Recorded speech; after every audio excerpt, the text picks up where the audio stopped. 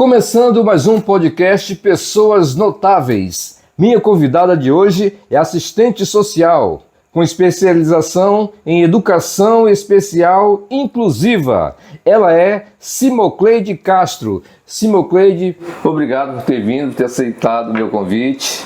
Eu gostaria que começasse você falando sobre você. Pronto, eu que agradeço o convite, muito lisonjeada com esse convite e vamos lá. Eu sou Simocleide Castro, sou assistente social daqui do município de Nova Olinda do Maranhão. Sou nascida aqui em Nova Olinda do Maranhão, sou filha dessa cidade. Não sabia. Nasci ali na Rua da Baixada. Quem me trouxe ao mundo foi a dona Zefa Parteira. Foi o último parto da minha mãe com ela. E aí vivi aqui em Nova Olinda até meus 2 anos e meio. Quando a minha mãe resolveu ir para Teresina, né? Eu venho de uma família muito humilde, né? Eu diria assim, abaixo da linha da pobreza. E aí minha mãe achou que seria melhor que a gente fosse criado em Teresina, né? Para ter mais oportunidade de estudo e também questões de saúde, que na época eu estava com um irmão que estava doente, então precisava de cuidados específicos que aqui não tinham. E aí a gente foi para Teresina. Eu sou a mais nova de 9 irmãos.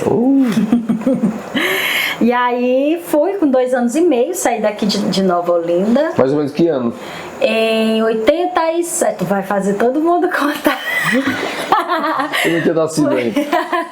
87, foi 87, no ano de 87, 1987. E aí a gente foi para Teresina. Fomos criados lá. 2 anos depois que a gente chegou, meu pai faleceu. Meu pai foi um dos primeiros professores daqui de Nova Olinda, professor Souza, né? E aí a gente chegou em Teresina, ele, 2 anos e meio, ele faleceu, aí a minha mãe ficou com essa carga, né, de criar 9 filhos. Na época ela já tinha um neto, 9 filhos e um neto. E uma mulher que se demonstrou muito forte, não por escolha, mas por necessidade. É mais uma das Marias do Brasil, né? Eu sou filha de Maria, com muito orgulho. A minha Maria é uma mulher de baixa estatura, mas ela é gigante em sabedoria, em inteligência. E soube, né, através dessa sabedoria que ela sempre atribuiu a Deus, que ela tem uma fé muito grande e nos ensinou também essa fé, soube criar todos nós. E aí uma coisa que ela sempre deixou bem claro pra gente: meus filhos vão estudar. Ela não teve a oportunidade de estudar, minha mãe só tem até a 4ª série, inclusive quem fez o professor dela da 4ª série foi meu pai. Ela já grávida de um dos meus irmãos, fazendo a 4ª série com meu pai, sendo professor. E aí ela foi trabalhar no que aparecia e pôde nos dar o mínimo que a gente tinha, mas era o máximo que ela podia nos dar e fez toda a diferença em nossas vidas. E aí, com esse esforço que ela fez, sobre-humano mesmo, eu digo sobre-humano porque ela chegava com tanto trabalho, ela acabava se machucando fisicamente, chegava em casa machucada do trabalho, doente, mas nunca deixou faltar nada pra gente. E aí colocou a gente na escola e sempre disse: vocês vão estudar, só é com o estudo que vocês vão conseguir mudar essa realidade. E aí, Ivan, a gente, sendo filhos de uma mulher que era lavadeira de roupa, né? A gente sempre teve o mínimo de tudo, o mínimo do mínimo mesmo. A gente ia pra escola mesmo pra merendar. A intenção era sempre essa. Até que no ensino médio caiu a minha ficha. E se eu não estudar, isso aqui nunca vai mudar. E aí, com o incentivo da minha mãe, o incentivo principal, que ela disse: não quero que ninguém trabalhe, eu quero que estude. Aí a gente sempre trabalhava para ajudar, mas não assim por obrigação. E aí a gente começou a estudar, estudamos mesmo. E graças a Deus, ao final do meu 3º ano do ensino médio, eu já estava aprovada num curso, num pré-vestibular, já tinha feito. E aí foi indo por várias situações, acabei caindo no serviço social, que nunca nunca imaginei ser assistente social. Eu sempre tive um outro sonho de uma outra profissão, quase realizei, mas por ironia do destino, não era para ser, né? E aí, acabei me formando. Se não me engano, foi em 2014 que eu me formei em serviço social. Sou aluna de escola pública, bolsista ProUni e me formei em 2014. E aí comecei a atuar na área da saúde. Que nós, assistentes sociais, quando a gente se forma, assim, quando vai fazer o TCC, a gente faz um projeto de intervenção na área que a gente fez o estágio. Eu estagiei no Centro de Hemoterapia do Piauí, o EMOP. E aí por lá mesmo eu já fui absorvida pela instituição. Então meus primeiros passos do serviço social foram na saúde. Aí depois fui contratada em 2018 pela prefeita Iracy Weba. E aí, desde então, eu estou aqui de volta à minha cidade natal, podendo contribuir, né, um pouquinho com essa cidade. E aí fui contratada para trabalhar na área da educação, mais especificamente na educação especial e inclusiva. Quando eu cheguei aqui, nós não tínhamos ainda nenhum assistente social dentro da educação. Esse é um campo relativamente novo. Eu digo relativo porque a gente já tem registros na profissão de muito tempo atrás. Mas somente agora é que a gente vê pode-se dizer assim, um boom da profissão dentro da educação, com assistentes sociais e psicólogos, né, dentro da educação. E aí eu fui a primeira assistente social da educação aqui no município. Fico feliz em ter contribuído e estar contribuindo. Então eu atuo diretamente com o serviço social da educação e com a educação especial e inclusiva. Cleide Castro, o que é o serviço social? O serviço social, ele é um curso de nível superior, bacharelado, que é feito após 4 anos. Você sendo aprovado, é um curso de nível superior, você se torna bacharel em serviço social. É um curso que vai te proporcionar várias oportunidades de trabalhar. Dizem que a gente só trabalha com gente pobre, mas não é. O serviço social, o assistente social, ele trabalha com políticas públicas. E o Brasil, ele é um país que tem uma desigualdade social muito grande. E essa desigualdade acaba se mostrando principalmente aqui na base, né? Que a gente chama de proletariado. Por isso a gente trabalha mais com pessoas pobres, porque são aqueles que têm seus direitos mais negados. E o assistente social, esse profissional, se formou em serviço social, se torna, então, o assistente social. Vai começar a trabalhar com esse público, né? Propondo políticas públicas, fortalecendo essas políticas, né? Buscando os direitos do cidadão. E a gente não trabalha somente com pessoas pobres, a gente trabalha com todo cidadão que tem seus direitos negados. Às vezes tem uma pessoa que tem uma situação financeira muito boa, mas está numa situação que tem alguns de seus direitos que estão sendo negados. Então nós vamos fazer essa intervenção também. Então o serviço social é basicamente isso. A gente não vai entrar naquelas teorias, coisas não, porque eu acredito que o momento não é para isso. É um momento de socializar a informação mais simples possível, e que seja mais agradável. É grande o campo para o assistente social, né? Escolas, hospitais. Saúde, hospital, jurídico. Parece que delegacia tem. Também. A gente tem nos sistemas prisionais. É um campo muito amplo. Até porque é uma necessidade, questão assim.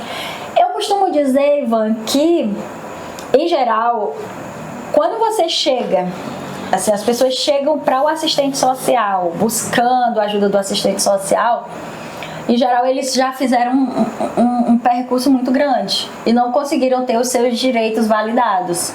E aí nós somos meio que a luz no fim do túnel, né? O último recurso é o assistente social, infelizmente.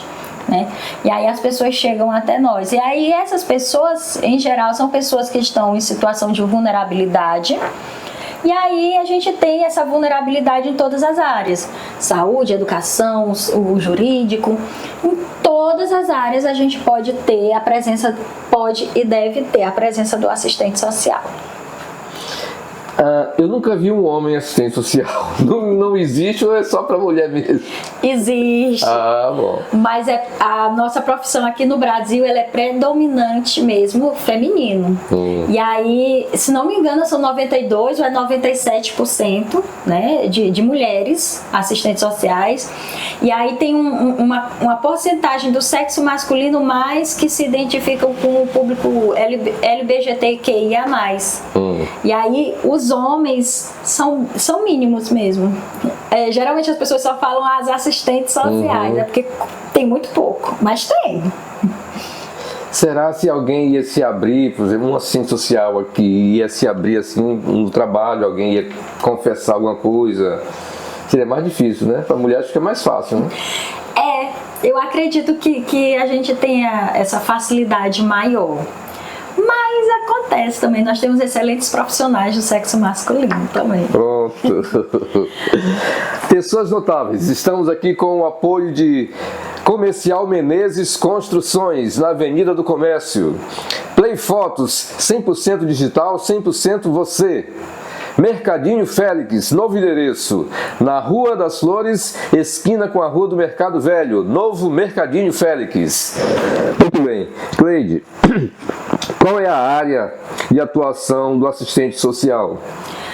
Pois é, a gente atua em várias frentes.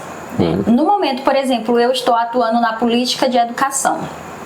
Porque nós temos a certeza que a política de educação, ela é uma forma de, como as pessoas gostam muito de dizer, de resgatar.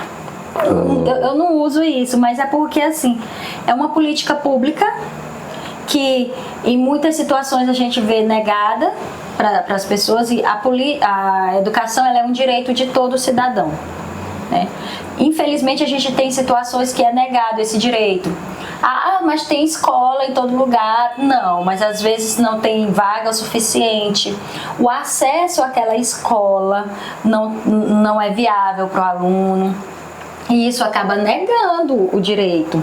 É um aluno deficiente, tem a escola, mas é deficiente naquela escola, ainda não é trabalhada a inclusão. Então, tudo isso é um campo de atuação dentro da educação, por exemplo. Mas a gente atua na política de educação, política de saúde, política de assistência social e por aí vai. Aonde você olhar, tem uma brechinha para o assistente social atuar. É um profissional que é necessário para a nossa sociedade, porque é uma sociedade, como eu falei já, nós temos uma desigualdade social muito grande. E isso acaba gerando uma discrepância muito grande. Tem gente que tem pouca gente que tem muito, e muito que tem pouco. E tem um número maior ainda que não tem nada. Então, nós buscamos, através do nosso trabalho, através das políticas públicas, não a igualdade, mas a equidade, né?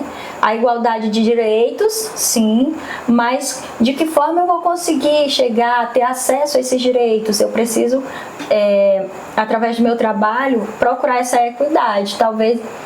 Hoje eu vi uma imagem que hoje a gente teve em treinamento, uma imagem que era mais ou menos assim, uma árvore. Aí tinha um macaco, um peixe, uma foca, um cachorro e um professor. Aí o professor disse: o exercício de hoje é que todos vocês vão subir naquela árvore. Então ele deu o acesso livre e igual para todos, subir naquela árvore. Mas será se todos têm condições de subir naquela árvore? Com certeza o macaco se daria muito bem, e o peixe. E a foca. Foi dado o direito para ele, ninguém negou o direito dele de subir na árvore. Mas será se ele tinha possibilidades iguais às do macaco? Então é mais ou menos isso. É a gente procurar a equidade. Nós temos uma sociedade muito desigual.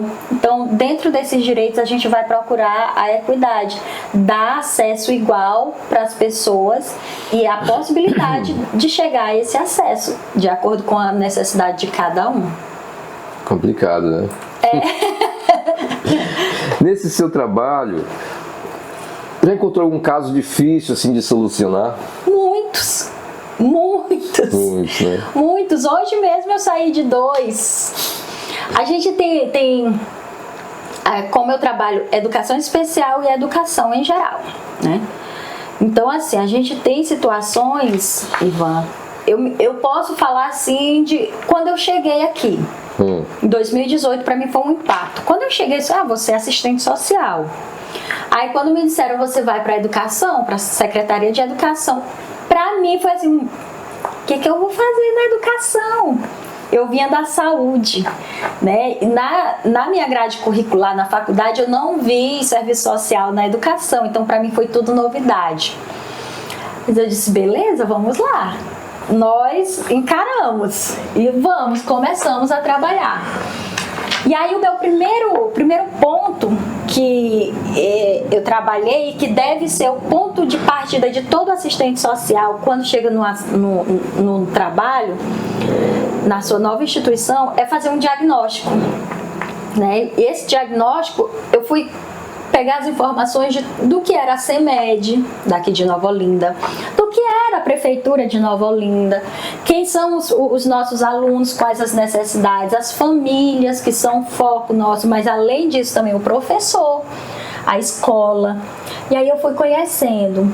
E aí todos os dias eu ia para as quadras. Eu andei aqui nesse município, só teve 2 escolas que eu não fui. Foi a escola da Faveira e a escola da Pedreira 1. Somente essas 2. O restante todas eu fui, fiz questionamento, entreguei o questionário para os professores, depois recebi para fazer tabulação de dados para conhecer essa realidade. E aí, cada dia eu fazia escuta com os alunos, com os professores. E aí eu anotava, fazia anotações e também a gravação, que faz parte do meu instrumental. E aí quando eu chegava em casa à noite, eu ia repassar aquelas informações. Aí era o momento que tudo que eu ouvi, assim, eu ia botar para fora. Eu chorava. Por quê? A gente fica com uma carga muito grande, uma carga sentimental, uma carga emocional é muito grande, porque os nossos alunos, eu também sou professora, nossos alunos eles estão muito fragilizados, as famílias estão fragilizadas. E eu posso destacar uma das maiores fragilidades que nós temos no nosso município, é a violência sexual contra crianças e adolescentes. Inclusive a gente está entrando agora no mês de maio, que é o mês de Maio Laranja, intitulado, que a gente luta contra essa prática, que é tão recorrente no nosso município. E aqui eu destaco essa prática que mais marcou e vem marcando o meu fazer profissional. Eu já tive situações de atender, fazer escuta, porque em geral a escola identifica e aí me solicita a minha presença para eu fazer a escuta com a criança, com a família.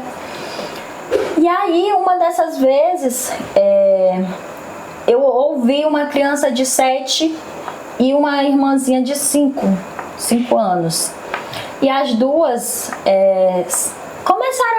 uma começou a conversar comigo e a outra todo tempo calada, muito calada. E assim a gente tem, dentro da faculdade a gente estudou muita coisa para que a gente pudesse alcançar essas crianças, chegar, que elas falem, né? E eu tentei de tudo já por mais de 1 hora e nada dessa criança se abrir, nada dela falar. E a outra falava de tudo, menos o que era realmente o foco daquela visita. Até que no final, assim, já no meu suspiro final, eu disse, meu Deus, aqui não vai sair nada, eu já estava triste.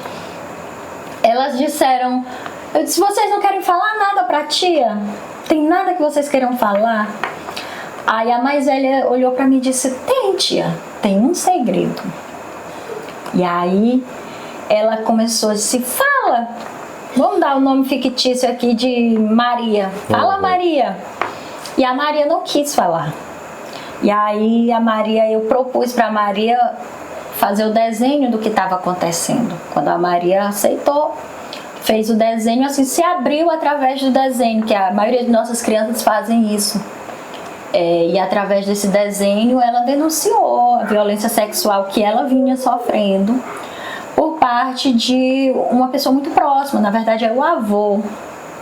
E aí a mais velha, que vinha conversando, tudo, disse que jamais ia permitir que alguém fizesse aquilo, só acontecia com a irmãzinha dela.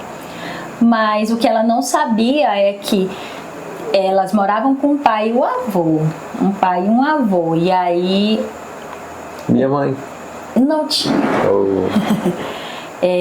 O próprio pai abusava dela. E aí, abusava não, que a gente não usa muito esse termo, porque um abuso é uma coisa que é permitida até certo ponto. Tipo, eu faço uso de cerveja, de álcool. Aí eu bebo, mas hoje eu abusei. Né? Ultrapassou o limite. Isso. E com relação a sexo com criança, não existe nenhum limite. Tudo é errado. Então, a violência sexual, ele praticava violência sexual contra ela e ela não sabia por que ele dopava ela. Então, eram duas crianças que estavam sofrendo violência sexual, que as nossas professoras prontamente perceberam as diferenças, né? Às vezes são diferenças sutis que fazem a gente perceber que tem alguma coisa errada, e aí acionaram o serviço social, e aí já foi acionado o conselho tutelar, a polícia, e já vai indo para frente, né? Essas questões. Então isso são coisas que marcam muito o nosso profissional. Isso tem muita coisa, muitos casos semelhantes a esse e piores aqui no nosso município. Infelizmente, nossas crianças são um público que está, de certa forma, assim, um pouco aberto, né? Assim, a proteção, porque as famílias estão desestruturadas. E a gente vê que essa falta de estrutura na família reflete no aprendizado da criança, na proteção, na segurança da criança.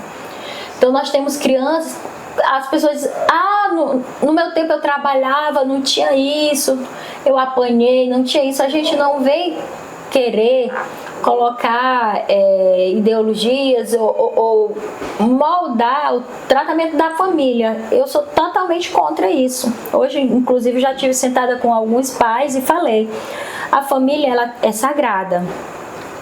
A família ela educa. A escola ela não educa. A educação ela vem de casa. E o que está acontecendo? As famílias elas não têm estrutura para educar seus filhos e estão jogando nas escolas para a escola educar, e aí a escola fica super acarretada. Não é função da escola educar. E aí a gente vê as fragilidades que a gente tem. Tudo isso gera demanda para o assistente social. A família que é desestruturada por álcool, por droga, que não cuida das suas crianças, aí as crianças ficam na rua, ficam à mercê de traficantes, se envolvem muito rápido, muito cedo com o tráfico, porque em geral não tem o que comer em casa, não tem roupa, não tem calçado, e o traficante chega com a oportunidade de ganhar dinheiro muito fácil e muito dinheiro. Aí vem também a prostituição, e tudo isso vai minando, e aí as nossas crianças estão assim. E aí isso é uma das coisas que mais me marca na minha profissão. Aqui no município me marca muito a questão da violência sexual contra crianças e adolescentes, porque é um município relativamente pequeno, que praticamente aqui todo mundo se conhece, né? E as nossas crianças, a gente vê situações assim que deixa a gente estarrecida. Olha, saber de um negócio desse tem que estar preparado psicologicamente, né? E principalmente quem está no meio com você. É por isso que eu te disse que à noite eu chorava. Eu ouvia das crianças de manhã, que a gente está aqui conversando, eu fazendo uma escuta, eu não posso chorar. Eu não posso olhar para a criança e dizer, coitadinho, ou por quê? Não, eu tenho que ser profissional, mas por dentro eu sou ser humano, eu estou ouvindo, aquilo ali está me doendo. Você ouvir de uma criança de 10 anos que quer se matar é cruel, né? E aí, às vezes, a gente diz assim, faz uma brincadeira para quebrar aquilo ali, e a criança simplesmente olha para você, 10 anos de idade, e diz, não, tia, eu ia me enforcar. com essa frieza e os olhos cheios de lágrimas, porque não viu saída.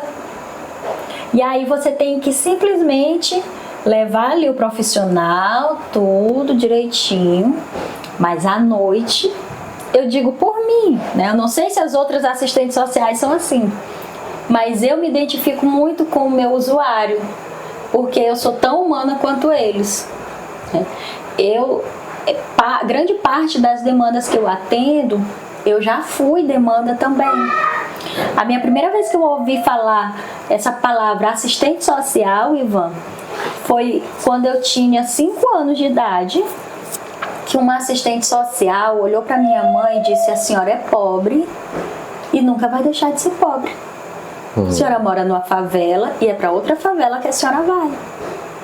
Então foi a primeira vez que eu ouvi um assistente social diz que a gente é pobre. E aí, eu nunca pensei, depois quando eu ouvi, novamente tive contato com assistente social, já maiorzinha, mas fazendo uso dos serviços dela. Elas davam para minha mãe pão, roupas usadas, elas de certa forma praticavam o assistencialismo, mas é o que a gente tinha, né? A gente precisava naquele momento. E aí eu já tive uma outra visão do assistente social. É aquele que faz, que ajuda, né? Assistencialismo ali. E aí eu cresci pensando nessas duas áreas aí. O assistente social ou é isso ou é isso. E quando eu me vi me formando em assistente social, uma coisa ficou muito clara para mim. Eu não quero ser o profissional que atendeu minha mãe. Porque eu sendo pobre, eu sou pobre. Eu sou da classe trabalhadora, estou embaixo. Eu sei disso, Ivan. Eu sei que eu não tenho o que comer hoje. Eu sei que meus filhos estão sem roupa, sem calçado. E isso me dói como mãe, como pai. Então não é necessário que alguém, um profissional, venha e passe isso na minha cara. Porque isso dói. É uma dor física, dor da fome, a dor da necessidade. Se você é pai, imagine você, um filho seu pedir um pão e você não ter dinheiro para dar. Um pão. E aí vem alguém e diz, mas é porque tu é pobre. E aí eu me propus, isso foi uma questão minha. Eu vou ser humano, eu vou ser o profissional que eu queria que tivesse atendido a minha mãe. E por isso eu me identifico muito com os meus usuários. Porque eu já vivenciei aquilo ali, eu já passei necessidades extremas, eu nunca passei fome. Nunca cheguei a passar fome, mas eu já cheguei, por exemplo, a ter uma refeição no dia, né? Quantas vezes eu e meus irmãos, minha mãe ia trabalhar, a gente não tinha o que comer, ou não tinha uma mistura, só era o arroz e o feijão para uma refeição, a gente ia para a Ceasa, esperava terminar a venda da Ceasa pra gente pegar o que sobrava. As pessoas pensam que é brincadeira minha, que quando eu vou conversar com os pais eu falo, a primeira vez que eu tomei iogurte, tu lembra quando foi a primeira vez que tu tomou iogurte? Acho que eu tinha já uns 22 anos. Eu tomei ainda criança, mas sabe por quê? Porque a gente ia se consultar no postinho e aquela ruma de menino. Aí, pertinho do postinho tinha um comercial, um supermercadozinho de porte pequeno. E aí ficava a lixeira do lado de fora, bem pertinho do postinho. Enquanto a gente ficava esperando a consulta, a nossa vez, a gente ia lá ver o que tinha. E aí um dia a gente chegou, tinha uma cartela de Yakult. Eita, pense! Eu tomei a primeira vez o iogurte, foi Yakult, de lixo. Opa. Então assim, eu me lembro uma vez que a gente achou 2 quilos de carne de sol. Já tava azulzinha assim. Mãe, é carne, mãe. E a mãe, eu entendo que a minha mãe nunca quis fazer isso com a gente, mas era o que ela tinha. A minha mãe não queria. Minha mãe sabia que aquilo não era bom. A minha mãe, ela veio de uma origem diferente da nossa. Minha mãe tinha uma situação financeira bem melhor. E aí se via naquela situação, era dolorido. E aí ela disse, vamos, meu filho, vamos comer. E a gente escaldava a carne para tirar o cheiro e comia. Então isso já era dolorido o suficiente para ela, para alguém chegar e passar na cara dela. Né? Então eu disse para ela, quando eu me formei, eu disse que eu ia ser o profissional que não atendeu ela. Mas se alguém na situação dela chegasse a me procurar, eu ia ser o profissional que eu quero ser atendido. E é isso que eu busco todos os dias. Me colocar na situação, no lugar daquela pessoa. Porque ninguém vai atrás do assistente social se não estiver precisando. Verdade. Ela ainda vive? Graças a Deus. Está com 80 anos, minha mãe. E Cleide, você está exercendo a sua função atualmente aqui ou mais outro lugar? Não, no momento eu só estou aqui. Só estou aqui. Já pega muito tempo. Graças a Deus a gente está trabalhando aqui. Porque junto com essa função eu tenho outra função de maternidade. Aí pega tudo. Certo. Qual é a importância do serviço social na educação? Pronto. É uma importância muito grande, porque como eu te falei há alguns minutos atrás, às vezes eu tenho a escola do meu lado da casa, mas não tem vaga, não tem aquela série que eu preciso. Ou, às vezes a escola está ali, eu estou numa situação de que não tenho, por exemplo, o que comer em casa. Aí eu vou para a escola porque eu vou, como eu já fiz mesmo, ia para a escola para comer. E aí, tudo isso é direitos, né? Temos as nossas famílias fragilizadas, aí a família desestruturada, quem sofre são as crianças, os adolescentes. A própria família tem direitos. E a educação, ela é uma política pública, né? Que precisa ser garantido pelo Estado.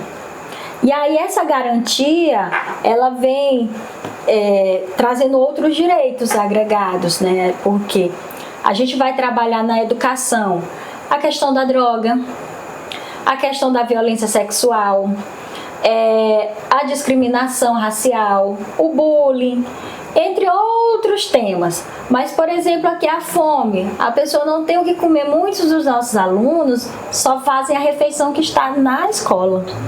Aquele período de pandemia foi cruel, porque era a refeição que alguns tinham e deixaram de ter. Então, para a educação, a presença do assistente social, assim como também do psicólogo, é fundamental.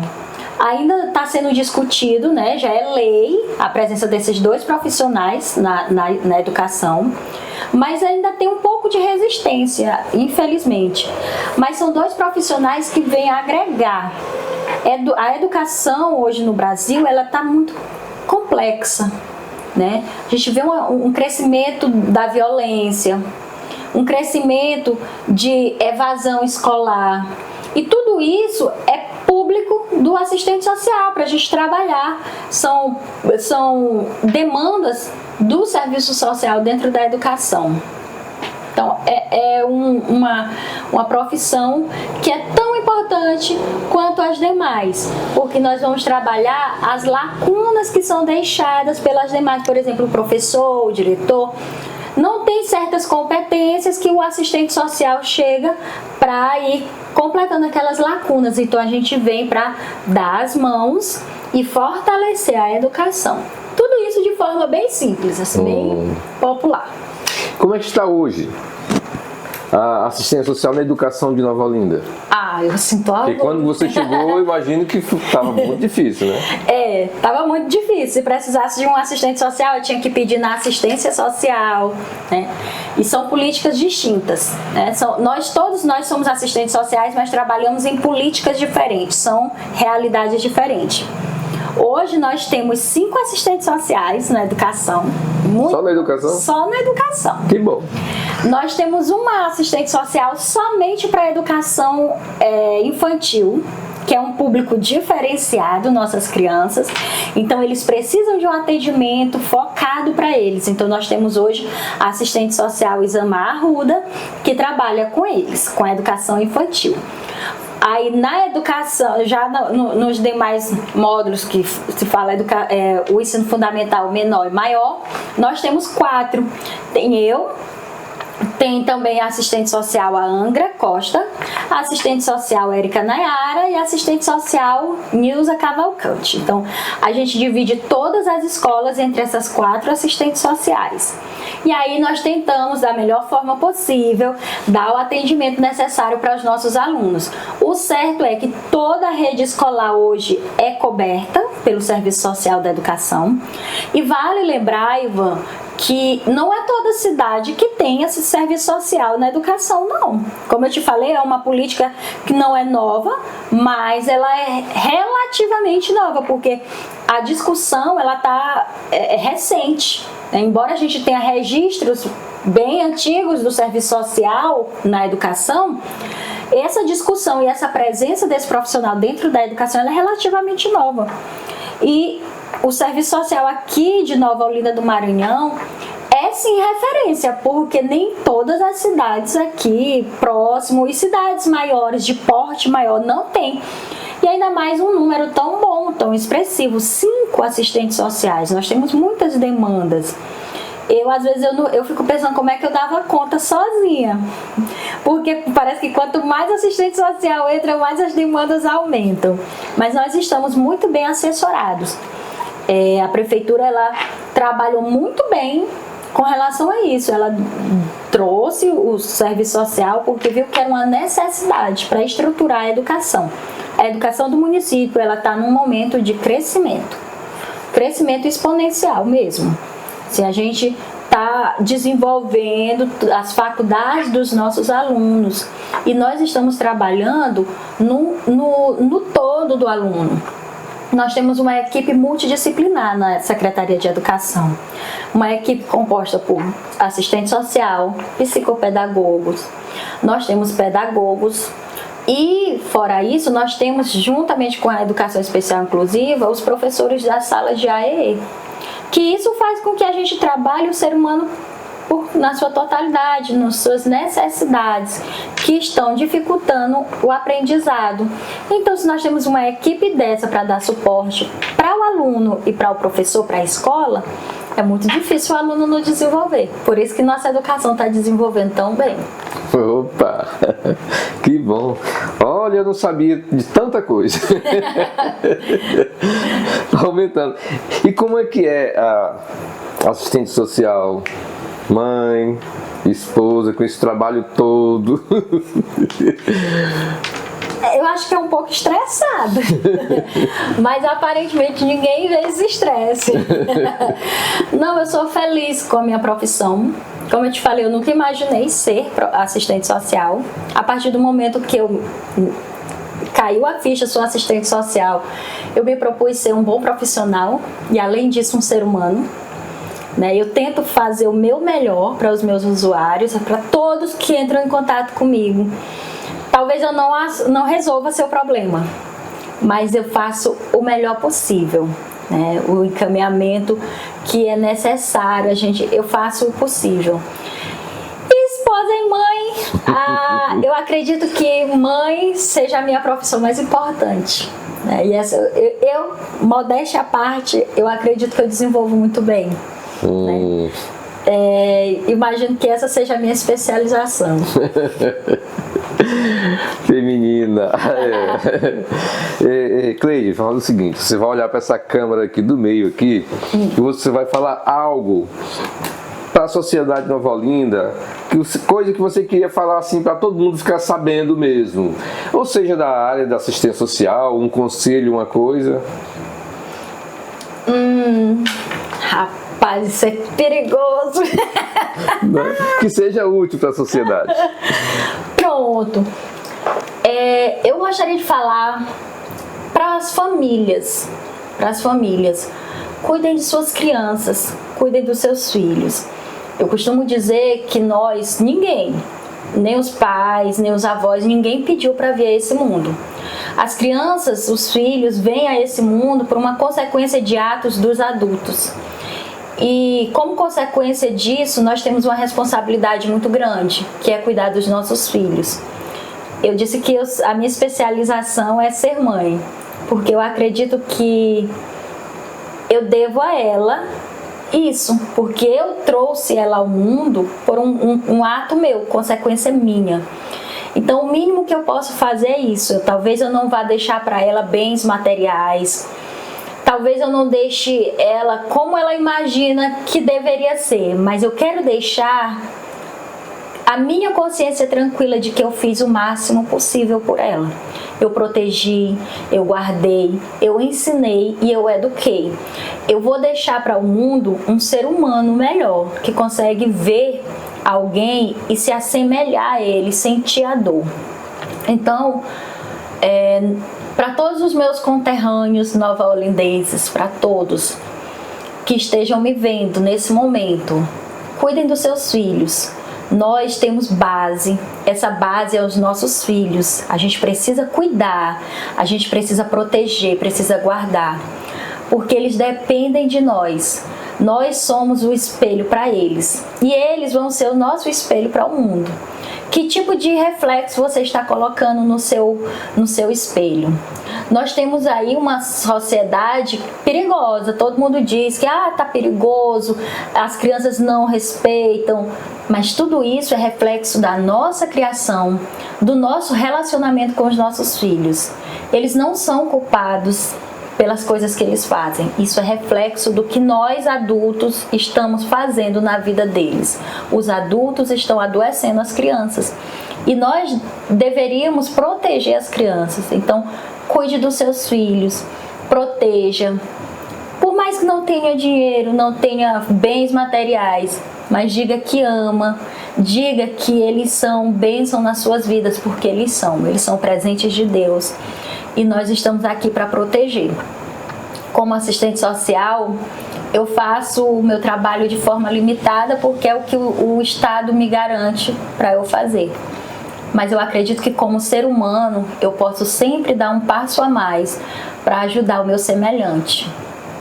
Certo, muito bem. Muito bem. O bate-papo tá bom, mas chegamos no final. Olha, Cleide, valeu. Eu quero dar essa lembrancinha aqui do canal do Ivan. Ai, que lindo! Obrigada, Ivan. Muito obrigada. Com certeza, essa entrevista de hoje foi muito útil para as pessoas que estão nos assistindo. Saber que existe esse tipo de coisa na sociedade, né? Que não chega ao ouvido de todo mundo, né? Tem muito mais. Pois é, muito mais. Tem coisas que não pode ser falado, né? Exatamente. E... Eu só agradeço, porque assim... geralmente as pessoas não têm realmente noção do que é o trabalho do assistente social. Acha que é só dar a cesta básica, Bolsa Família, e não é. Essa é uma parte, a ponta do iceberg. Nós temos um trabalho a fazer na nossa sociedade e momentos como esse, espaços como esse que você está dando, são super válidos pra gente, né? Pouca gente diz assim, eu quero ser assistente social quando eu crescer.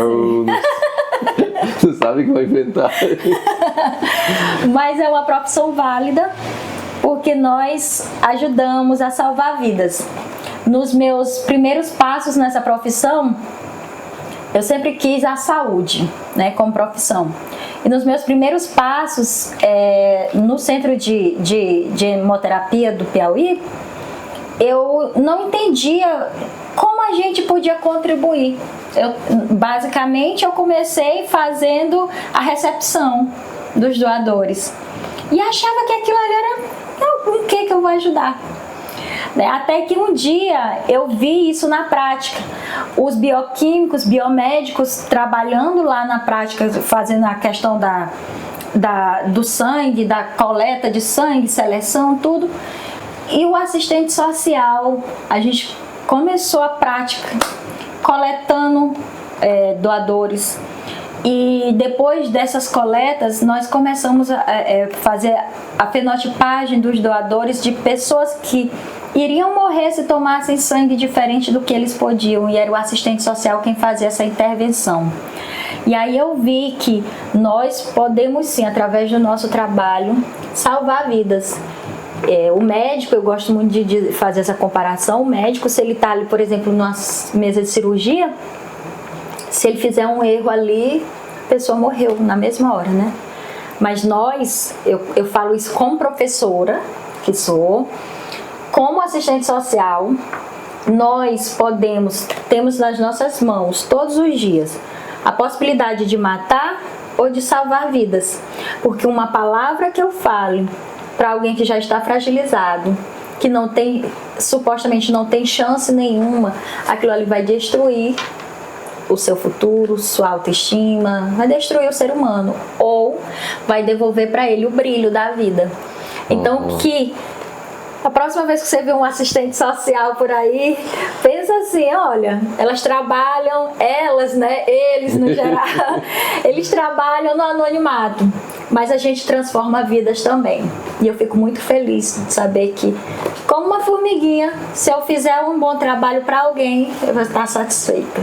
Obrigada pelo convite. Trabalho muito importante. Valeu, Cleide, por ter vindo aqui. Vai voltar outra vez. Com certeza. Obrigada. Valeu, gente. Obrigado Tchau. por assistir até agora. Um abraço. Tchau. Ai, Ivan, muito obrigada.